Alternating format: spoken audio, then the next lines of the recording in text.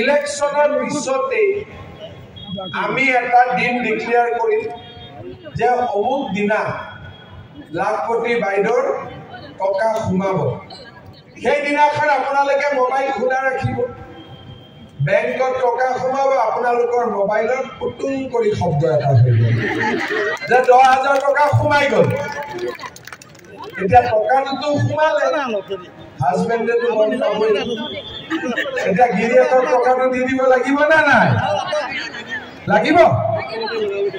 কোনে কোনে গিৰিয়েকৰ টকাটো হাত দি দিব? হাত দাবকচোন।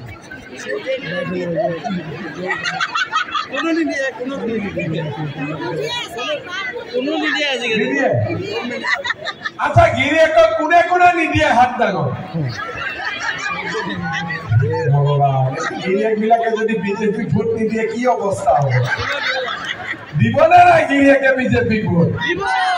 এতিয়া প্ৰধান বৰুৱাই মনে মনে ভাবি থাকিব, বাইদেউটো দিব, ভিনদেউ বিলাকে নিদিব।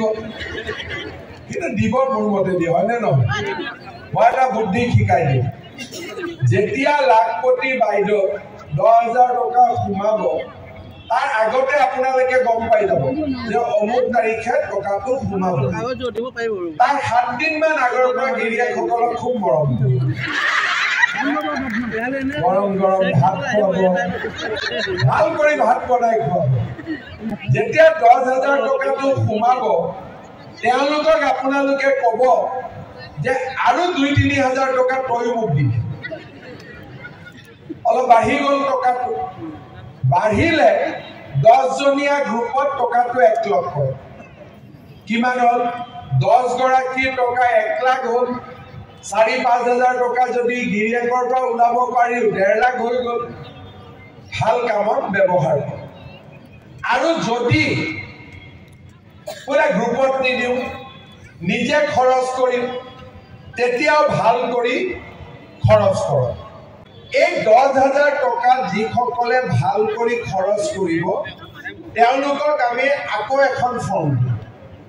তাতে আপোনালোকে লিখি দিব যে মই 10,000 টকাটো কেনেকৈ খৰচ কৰিলোঁ।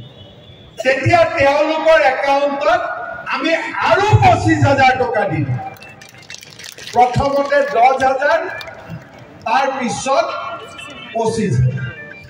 তাৰমানে আমি সকলোৱে কিবা নহয় কিবা কৰিব পাৰিম। যদি 35,000 টকা আমাৰ এগৰাকীৰ একাউণ্টত আহে, 10 গৰাকীৰ মাজত কিমান হ'ল? 3,50,000। তেতিয়া এই টকাখিনি আপোনালোকে কিমান ভাল কামত ব্যৱহাৰ কৰিব পাৰিব আপোনালোকে চিন্তা কৰক।